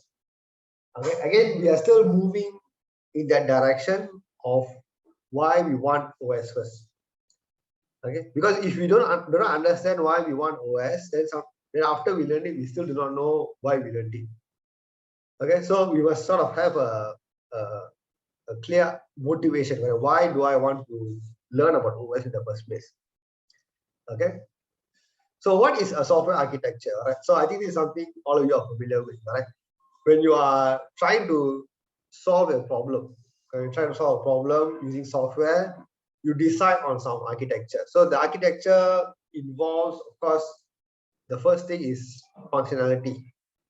All right, the functionality is very important, but of course, besides functionality, you will talk about user experience, the interface, correct, the data protection, the integrity, and all these things. Okay, and of course, the cost and the complexity also are important. And we also want the response time. Okay, so response time is also critical. Okay, when I click on a button, okay, it must respond. Okay, within 1 second or 2 seconds, then I can say it's working. If I click on something and it takes very long time, okay, or something always goes wrong, then people would not want to use the software. Okay, so the response time, okay, how it interacts with the user is also very, very important. Okay, so let's look at how we can design some different ideas. Okay, how some ideas for different type of architectures, and see what are the pros and cons. Okay, so the first one, a very, very basic one, simple for loop. Okay, everybody is familiar with this. Okay, so in a simple for loop, what do I do? Okay, so one way is I just check, correct, like what we did just now. I just check for some flag. Okay, and if it's there, I process it, and then I reset the flag, and then I go back. And this is a forever loop. Okay, now you might think that this is so rudimentary, and nobody does this anyway, correct? But actually, some very basic systems can actually just be solved using this approach. Okay, so in some cases, all right, for low-end systems, you don't need something so complicated. Okay, you don't need something so complicated. A simple loop like this, that is just supposed to process some data on a maybe periodic basis or as and when it happens. Okay, and there's really nothing else to do, then you can very easily solve it using a simple for loop. Okay, so that is one approach to it. Okay, of course, you may not want to process every data that comes in. So maybe you may say that after I process it, I have a wait. Okay, so this delay is again just to give me some breather space to say that I don't have to process every data that comes in immediately. Okay, after I process one data, I can take a break before the next data I process. Okay, which also might be a practical solution in some cases. Okay, so again, it works. Okay, for very simple systems. Okay, okay, so I mean a very simple example I can give you is something like your aircon remote control. Okay, in your aircon remote control, you only have a few buttons. All right, and you have a simple display. So if I press the button, then I do something. If I don't press, I need to do anything. Okay, and you don't have any very complex user interface or output that you need to manage. Okay, so it's a very simple system that you can do very quickly. Okay, with limited resources. Okay, of course, such system come with a drawback, which is again, it's not practical if you have a complex system. Okay, when the system complexity grows, it is not practical to do a loop. Okay, like what we just saw. Okay, the next option is again a very popular idea, which is the round robin. Okay, that means I have a n number of tasks, and I just say that I go in a loop. I do task 1, I do task 2, all the way until task n, and then I go back and start over again. Okay, so of course this again works, all right, for some systems. And if I want to improve the frequency of some tasks, I can run them more than one time. Okay, so rightfully what happens? Each task only runs once. So the entire time duration, okay, or the frequency at which I run any particular task depends on how much time I take to complete one full cycle. All right, so that T will determine how frequently I can run each particular task. Okay, if I wanted to increase the frequency of any particular one task, I can run that particular task more times. Okay, so the delay will be from only here to here. Okay, between one instance and another instance, not until the whole loop. Okay, so of course, round robin is very easy, very straightforward. Okay, and it works again well for many basic applications where tasks are short. Okay, and what is the major issue? Okay, the major issue is that you cannot predict you cannot fulfill the timing requirements. Okay, if there is some urgent need. So if there's an urgent need, all right, I cannot quickly resolve it because I need to wait until I go back to the loop. Okay, and the other thing is it's also a very fragile architecture. Why is it very fragile? Because the moment I add one task, it will change. Okay, so for example, if I say this is my loop,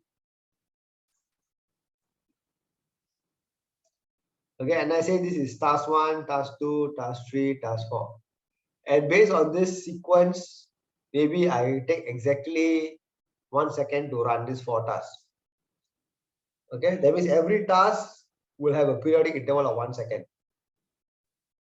Okay, now if let's say for some reason suddenly I insert another task here, I call it task 2A.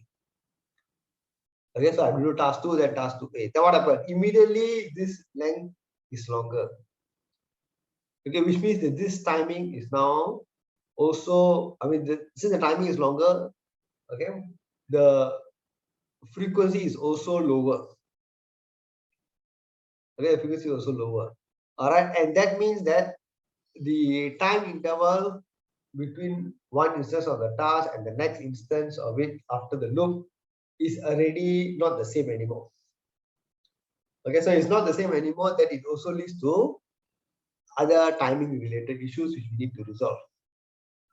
Okay, so of course, one possible way of resolving it is round robin with interrupts.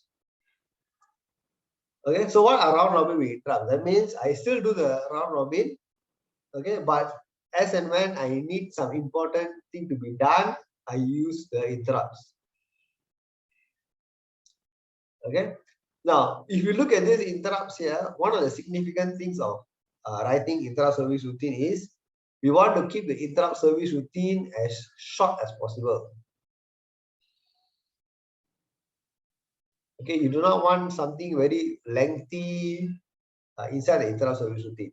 Okay, why is that so? Because of the nature of how interrupts work.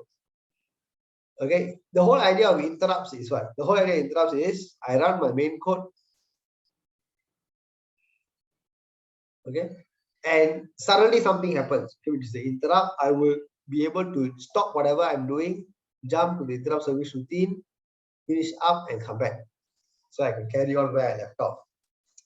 Okay, now the thing is, if my interrupt service routine is very long, then what happens? By the time I come back here, I would have spent a lot of time in the interrupt service routine, which means this entire time duration, okay, for the loop to complete will also now be affected. Okay, so of course, the advantage is the interrupt itself can be processed very quickly. Okay, so those that are important tasks, I put them as interrupt. I can process them very quickly. Okay, so because the response time is very fast.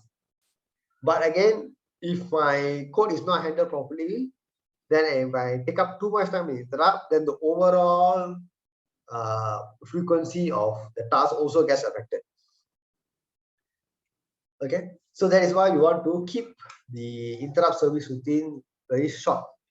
So I only do what you call the important stuff. Okay, only the important stuff I do in the interrupt.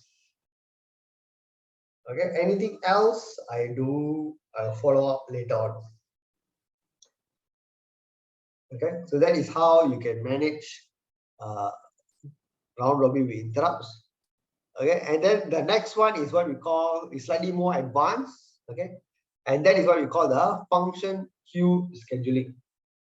Okay, so what is function queue scheduling? Function queue scheduling is a similar concept to the round robin with interrupt. Okay, so if I look back at round robin with interrupt, what do? In the interrupt service routine, I do some important stuff and then I set some flags. Okay, and inside my main loop, I check whether any of the flag is set.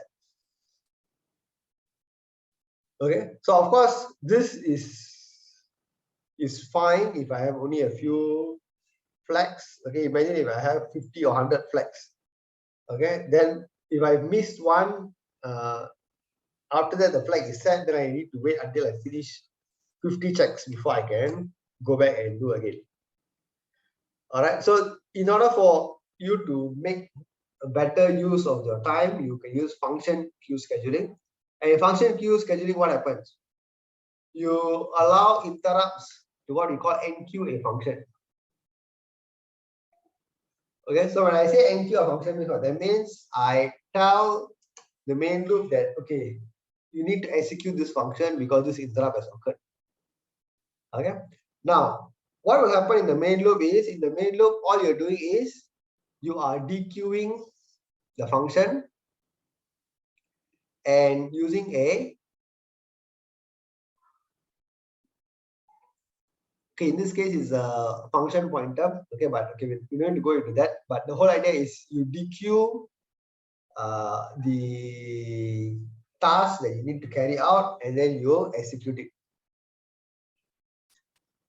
Okay, so you don't have to wait or keep checking. So you can see that here I don't check.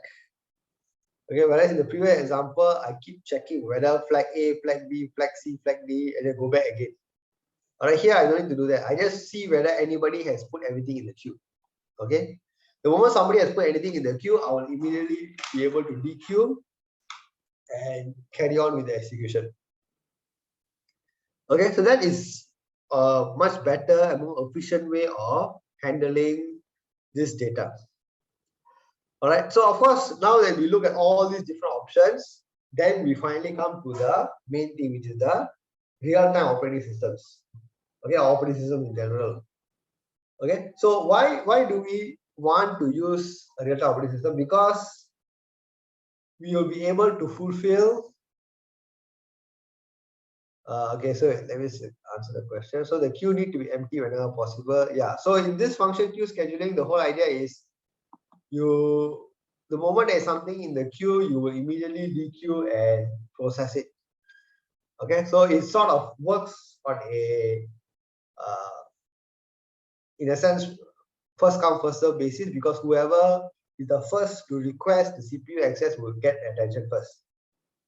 Okay, and then the next person and so on. So you don't need to have a loop to keep checking whether anyone has requested. If somebody has requested, the queue will not be empty, so you can dequeue and then you can execute it. Okay, so of course, this function queue scheduling all is good, but again, it also has its own limitations. All right, so seeing that there is a need, okay, to manage many different functions, many different tasks in a sort of concurrent manner, okay, that led to the development of what we call multi-threaded programming, okay, using operating systems. All right, and the main advantage of using an operating system is it actually gives you that architecture, that framework that you need to handle the complexity of your project. Okay, so it gives you, okay, the ability to handle multiple tasks, okay, how to schedule them and dispatch them accordingly, okay, how to coordinate them. That means how can different tasks talk to each other, how can you synchronize them. Okay, and not only at your code, it also gives you the ability to manage a lot of other services that is provided by the main platform. Okay, so if you, for example, using running code that is on, let's say, Windows OS, then it will give you resources to manage whatever that the Windows OS is also using. Okay, similar to, for example, app development. Okay, so when you write an app, okay, for say Android, okay, you have the ability to access a lot of the OS related resources in your app. Okay, and all the back-end multi-threading and scheduling of the tasks is all handled by the OS. Okay, on our part, we focus on the higher level application. Okay, and if any system resources we want to use, we can tap onto it. Okay, whatever the OS gives us. Okay, so it's the same concept. Okay, when we are going to develop our code here, we are making use of the architecture and the backbone already developed and provided by the OS, and then we create our own multi-threaded sort of system on top of it. Okay, and why are operating systems good? Okay, okay, so of course, the main difference between real-time operating systems and general operating systems, okay, is basically one thing. Okay, okay, is that real time. So what do you mean by real time? Okay, so the main idea of real time is the ability to be able to predict with confidence the response time of a system. Okay, so generally speaking, okay, Windows and your Mac OS and all these are not considered real-time systems. They are called general sort of general purpose operating systems. Okay, why? Because you cannot guarantee you, I mean, this is OS cannot guarantee you a response time. Okay, if now you open up your if you double click on your Microsoft Word icon, some days it will open up in 2 seconds, some days it will open up in 2 minutes. All right, so you cannot guarantee you the response time. You know it will work, okay, but how fast and how efficiently you cannot guarantee. Okay, so that real-time nature is not there. Okay, whereas if you talk about very application specific systems that use OS, and you have this real-time OS, you can guarantee the response. That means you can say that if the airbag sensor is triggered, I guarantee that within 2 or 20 milliseconds, this particular response will be activated. And also you can guarantee some level of response time. Okay, so that is the main difference between real time and general OS. Okay, but the concept behind it is the same. Okay, all the coding techniques and the concepts behind how to develop multi-threaded code, everything is the same. Okay, so the only difference is the actual OS itself, whether it supports that real-time response ability or it doesn't. Okay, so generally, again, the key advantage of having an OS is the ability to sort of piggyback on a architecture that already supports the development of complex systems, okay, or code. Okay, so that is where the real-time operating system comes in. Okay, so instead of going on to the next set of slides, let me give you some overview first, all right, on what this whole idea of multi-threaded or multi-threaded applications is all about. Okay, now imagine, okay, so let's assume that we are going to work on a project.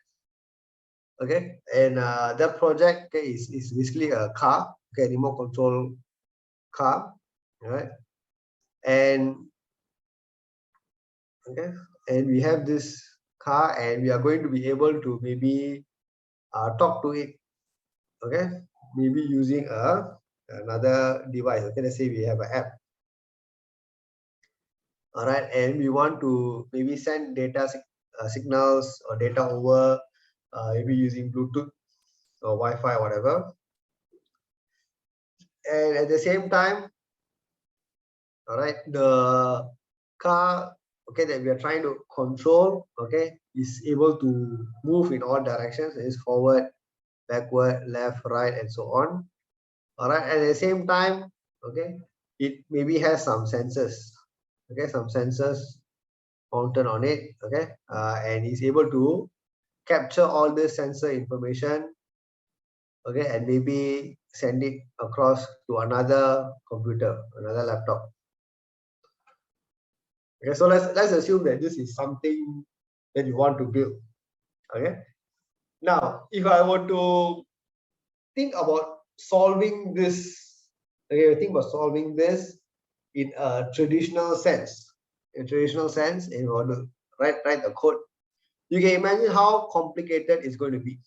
Correct? That means if I try to write a loop, okay, and then I say, okay, while one loop, okay, and then I say wait. Okay, so the first step is you say wait for Bluetooth data. Okay, then after I get the Bluetooth data, what do? This is the first step. The second step is I process or decode. Okay, so I will receive some data packet that says maybe move forward. Okay, and after I process, I decode it, then over here, what happens? I need to get sensor data. Okay, while I'm moving, and at the same time, I need to send data out, send data to PC. Okay, and maybe you have some other tasks as well. All right, now when you do something like this in a loop, okay, the biggest challenge is what? The biggest challenge is that after I process this first command and then I start this whole thing, if there is a new information coming in at any point of time, I will miss it. Right, I will miss it because I'm already busy processing that first data that came in. Okay, so I will not be able to capture and do anything meaningful or useful for the rest of the time. And now I'll be stuck until I finish the whole loop and I go back. Then the next data that I capture, I can process. Okay, so it is a very inefficient system, okay, where you have absolutely no real-time response to how your device is going to manage, okay, the responsiveness. Okay, so it's a huge challenge. Okay, so how can we do this, okay, a bit better? Okay, so one way is, all right, is where if let's say my system has a OS. Okay, so in the operating system context, okay, in the operating system context, what we must think about is we need to change our way of thinking. Instead of saying that I do step 1, step 2, step 3, step 4, and so on, I need to be able to now break it up into multiple tasks. Okay, so I have a Bluetooth task, okay, for example, to capture the data. Then I have a motor control task, okay, then I have a sensor task, okay, then I have a feedback task, okay, then I have a PC task, and so on. All right, and then with all these tasks, all right, then I need to now figure out how am I going to break up the entire requirements of the system, okay, among all these tasks. Okay, and it's not going to be sequential anymore, right? Because now everything is running separately. Okay, so now this brings us to another important terminology, okay, which we will also look at the slides. Okay, but for now, let's look at it first. What is process? What is task? What is thread? Okay, because you will come across these three terms in different books or different resources, and sometimes it can be a bit confusing on how to relate to them. Okay, so the general trend, okay, is that people tend to use these three terms quite loosely. Okay, so they will call it multiple processes, they will call it multiple tasks, they will call it multiple thread. Okay, and the distinction between them has sort of blurred. Okay, because everybody is using them interchangeably. Okay, but generally, you can think of it in terms of process being a high level activity that you want to carry out. Okay, so an example, could be you play a video, okay, on your computer right now. Okay, so you can say that when you play a video, you're launching a process. Okay, so I say video player. Now, in order for the video player to function correctly, it needs to manage a few different things. So it needs to first manage the sort of the video or the visual part of it. Okay, so that could be a task to manage how because when you play a video, you have sort of visual data and you have the audio data, right? So you need one task to maybe manage the visual data that will talk to the graphics card on your computer. And then you have another task to manage the audio part. All right, and then you have another task to maybe manage the user interface and so on.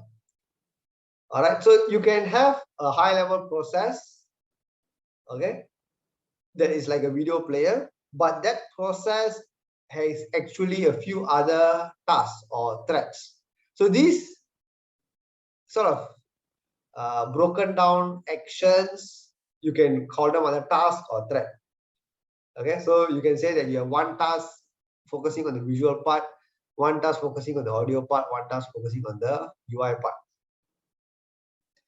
Okay, but at the same time, we also know that they are not running on their own, correct? Everything has to be synced up. You cannot have visual task running on its own and then audio coming in later. Then there will be no synchronization, correct? So there has to be some way where a visual task and audio tasks are able to synchronize. Okay, so whatever scene that you're watching, the visual and the audio related to that must both be playing in sync. Okay, then only you can watch the movie. And at the same time, we also know that the user interface also has to be running to have a ability to override the video and audio, right? Because if the user says stop, then you must stop. Okay, if you say play, you must play. Okay, so there is this idea that you have multiple tasks, each handling different aspects of the overall objective. But at the same time, you also have the ability to synchronize or communicate with each other, pass information from one task to another task, and control the overall behavior. Okay, so that concept is again also very important, because in a true operating system based design, you are able to create multiple tasks, but at the same time, while you create each task to be running as if it is on its own, you still have the ability to synchronize and talk to each other. Okay, so the same thing comes here. Okay, same thing over here. When I break up this robot car problem, you will write the code. Okay, the way you write the code is that each one will run by itself. Okay, so the Bluetooth task is specifically just to capture the Bluetooth data. Okay, motor task is just to control motor. This is just for sensor. This is for feedback. This is for PC and so on. So there are tasks written specifically for some objective. Okay, so the motor task, for example, is only there to control the motors. Okay, the sensor task is only to capture sensor data. Okay, but at the same time, we know that the robot should not move if I never send a command. Correct. So if I send a Bluetooth command over, then only I should move. So the motor task should be waiting.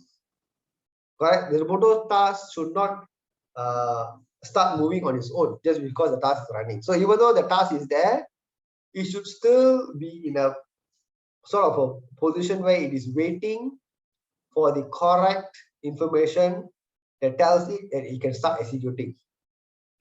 Okay, without the correct information or correct data being sent over, it should not start executing. Okay, so the tasks are written, okay, in a multi-threaded system, the tasks are written in a way that they are very independent, but at the same time, you provide the flexibility to have communication and synchronization between tasks. Okay, so that again brings us to another very important idea, which is what we call the task state.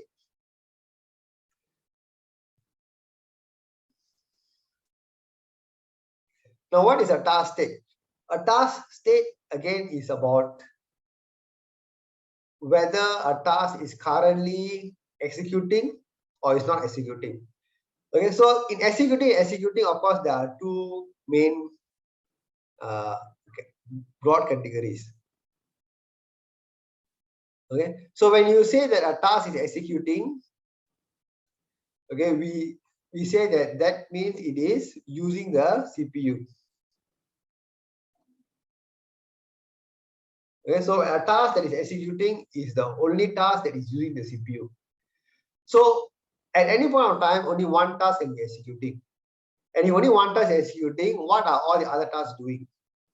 Okay, so to say they are not executing is too general.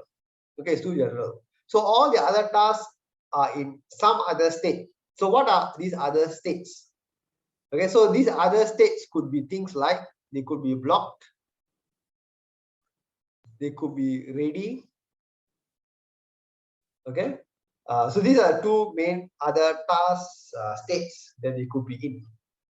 Okay, for the task that is running, you always say the executing will say that is in the run state. Okay, so these are the three main states. Of course, there are other states that we will look at also, but the three main states are that is either running, is blocked, or ready. Okay, and this running, block, or ready state of each task will actually determine a lot of the dynamics between how the various tasks will run. Okay, so for example, over here, okay, when visual task is running, you also expect audio task to be also running. Correct, because they should both go in sync. Okay, but how are they going to sort of run together at the same time? Okay, so there may be some way to synchronize the data that is coming out. Okay, but at the same time, the UI task must also be able to activate when it is when you are using the user interface to override, okay, the video and audio. So there is a lot of dependency between how one task can influence other tasks and so on. Okay, so the idea of multi-threaded programming is you will see that is to change the mindset. Okay, so in the past you may have generally thought of things very sequentially. Okay, the user presses button, I do step 1, I do step 2, I do step 3, I do step 4, then finish. Okay, again, those kind of thinking can still work if your system is simple enough. Okay, but once the complexity goes up, that idea of sequentially doing step by step is no longer practical. Okay, so you need to break up that big objective into smaller tasks, and then from that smaller task, you think of how they will be able to talk to each other or synchronize and get things done. Okay, so that is the whole idea of this second half, which is the OS. Okay, so basically the two lectures that we covered just now is just to give us some background on different or other alternatives besides OS. Okay, and then we're going to go into the OS. Okay, so for the OS part, let me just open up the assignment tool just to highlight what you need to be doing for the preparation of the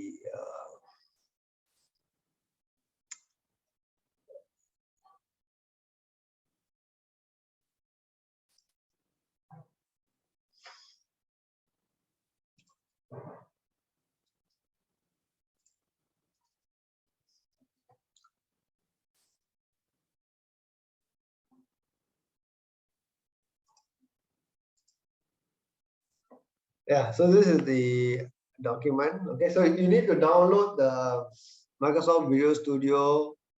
Okay, it's a free edition. Okay, so the link is here.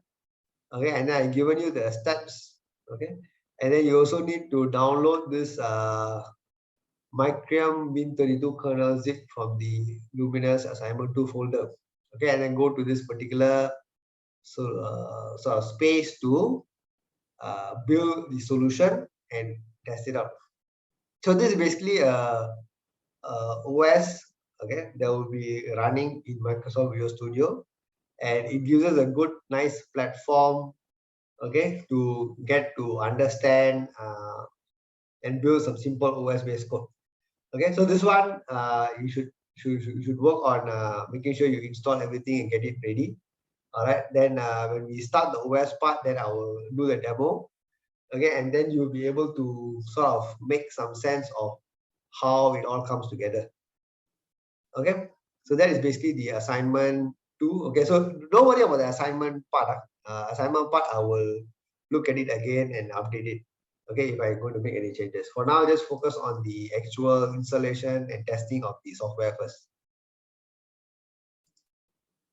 Okay, so basically, yeah, I think that's all we have for today. All right, so please go and download and install those tools. All right, and then next week onwards, we'll go full swing into the OS coding. All right, and then yeah, if you have everything set up, I think it'll be easier for you to start practicing on your own as well. Okay, so that's all I have. If you have any questions, you can stay behind and ask me. If not, thank you. Okay, I will see you all next week.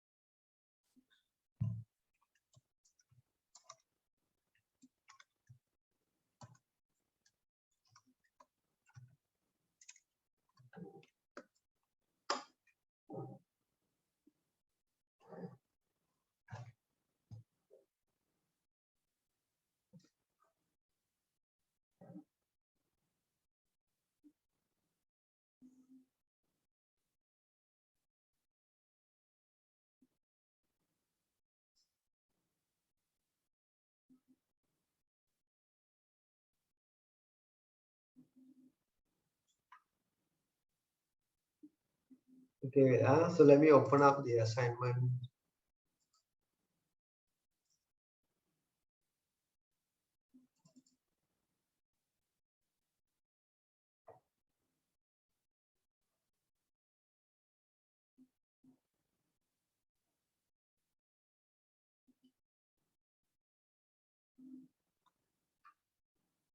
Okay, so the count is basically a variable.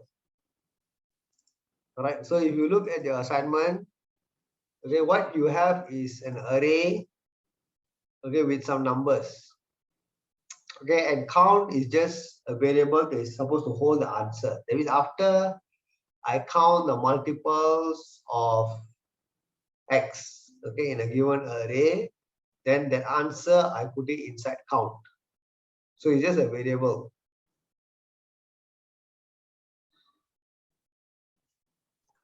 Okay, so Prof, are we supposed to submit this PDF? Like edit the answer here? yeah, you must submit the PDF. Yeah, as the answer, correct. Oh, okay. Oh, so we must write the answers in the PDF. Yeah. But it's not stated in the requirements. Yeah, the requirements say it's just the Say what task 1 and task 2, then just the two files only, the yeah. ASM files. I think it's on top. The very first page. Oh yeah. Okay. Yeah. Then these 2 files enough. But if we don't submit the PDF with the answer, then Yes. our result is just based on the array count.asm. Yeah, I think it's fine. It's fine. Yeah. Follow this. So you just submit the two ASM files is enough. So count the variable count means the number of variables that match. The answer. That Correct. is There's a multiple of that, whatever you're looking for.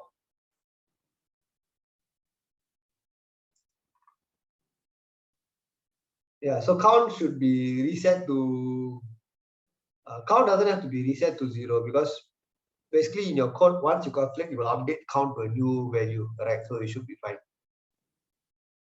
so that means that we initialize as 999, is it? Yeah. Then along the code we change it back to we initialize it to something else. No, every time you run the code with a new input, then count will have a new answer, right? Cannot just add +1. Sorry, no. For example, if I change my input, correct,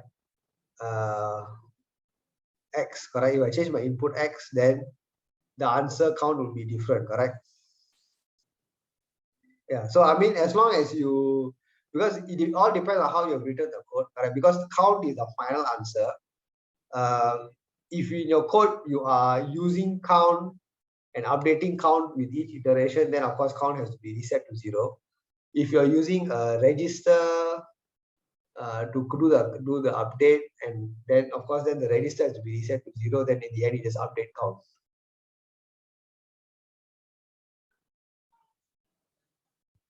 Okay, thanks. Yeah.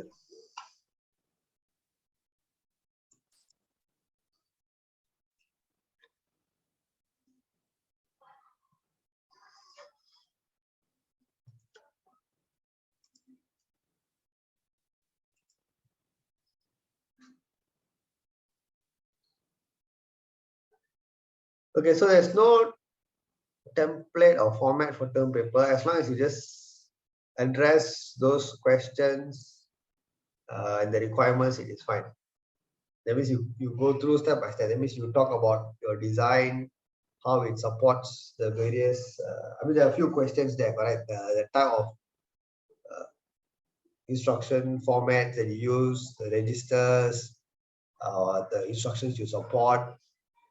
So you answer and address those questions, and then from there, then you write the code, and then that's it. Of course, you should include some diagram or picture of your design, so it's clear on how you have used the bits in designing a processor.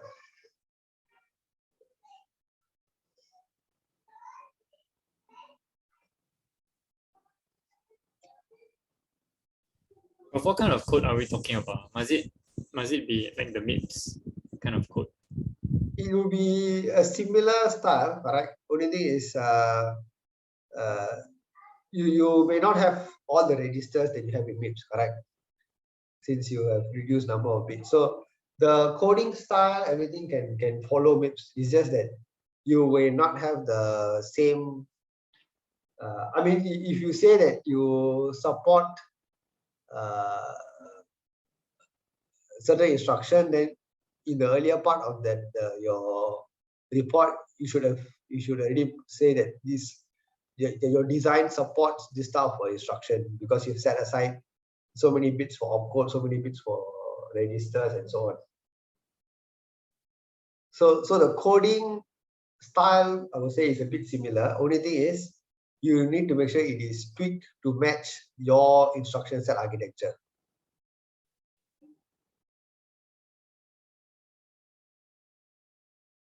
Like for example, like in the MIPS, you have 16-bit for immediate value, but in this design, you can't have 16-bit for immediate value, correct? So you cannot follow MIPS and say that I will just put a 16-bit immediate value because you don't have 16 bits for that in your new design. You may only have maybe 3 bits or 4 bits. Okay, so the immediate value that you use should have to be contained with to the number that matches your instruction set architecture design. So does this mean there's no actual right answer you're looking for? It's just how we design. Correct. There is no particular model answer. Everyone's answer can be different as long as you are able to justify how it works. Okay, thanks. Okay, so does anybody have any other questions you want to ask? Okay, so I think if nothing else, thank you very much. Okay, I'll see you all next week. Okay, bye.